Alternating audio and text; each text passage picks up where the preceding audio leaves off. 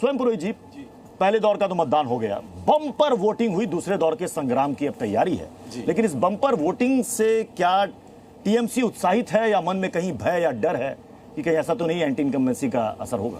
नहीं, ये anti incumbency की बात नहीं है। खेला हो गया है पश्चिम बंगाल में, और जो वोट परसेंटेज और काउंटिंग वोट, जितने वोट पोल हुए हैं उनको आप अगर दोनों आंकड़ों को देखेंगे तो 2021 में कितने हुए थे? 3 करोड़ 10 लाख लोगों ने मतदान किया था, और कल के जो चुनाव हुए हैं उसके अंदर में करीब 3 करोड़ 9 लाख और 10-12 हजार लोगों ने मतदान किया है। तो करीबन 84,000 कम लोगों ने मतदान किया है। तो करीब करीब सेम वोटर्स हैं जो 2021 में थे।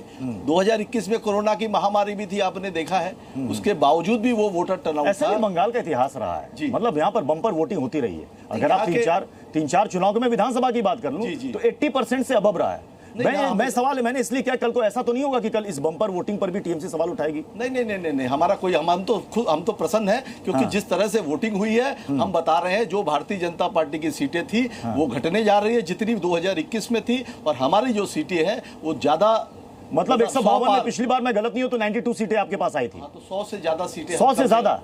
तब तो फिर जॉय मलिक जी, बीजेपी के लिए फिर कुछ बचेगा ही नहीं। पहले दौर में ही आप पिछड़ जाएंगे तो सरकार क्या बनाइएगा? माननीय गृह मंत्री जी ने बहुत साफ साफ कहा था कि जितने भी गुंडे बदमाश है उनको उल्टा लटकाएंगे। आज अरे दादा बोलने दीजिए, अरे बोलने दीजिए। तृणमूल के प्रवक्ता, तृणमूल के प्रवक्ता, अरे दादा बोलने दीजिए। तृणमूल के भारतीय जनता पार्टी, यही देखिए गुंडागर्दी किसको कहते हैं। बंगाल में आए हैं, गुंडागर्दी देख लीजिए, गुंडागर्दी किसको कहते हैं। देखिए कैसे बातों को दबाया जाता है, कैसे जबरदस्ती किया जाता है।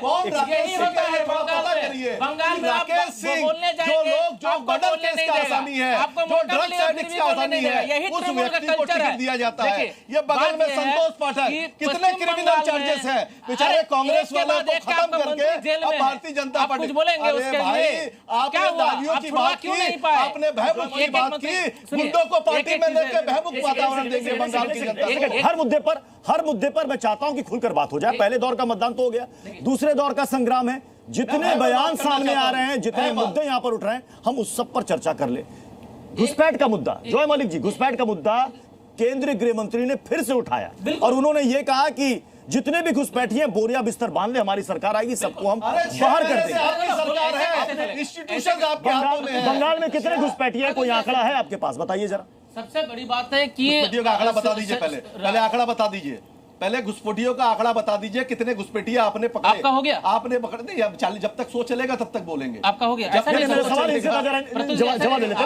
आप सवाल का जवाब नहीं देंगे और मां गंगा की बात करेंगे, तो गंगा चल रही है। स्वयं पुरोहित, ये दादागिरी पश्चिम बंगाल में नहीं चलेगा। अरे पश्चिम दादागिरी चलेगा, नहीं चलेगा।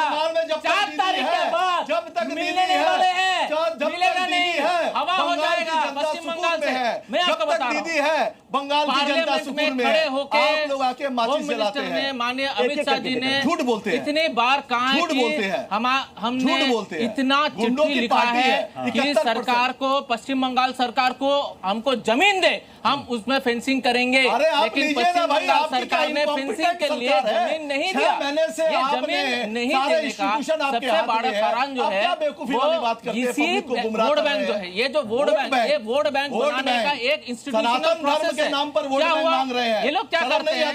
ये देश का संविधान बॉर्डर से ये वोट बैंक लाएगा, इसको लाके क्या करेगा? Fake Aadhaar card, fake voter card, fake ration card बनवा देगा। उसके बाद इसको यहाँ रख के वोटिंग कराएगा। जय मलिक जी,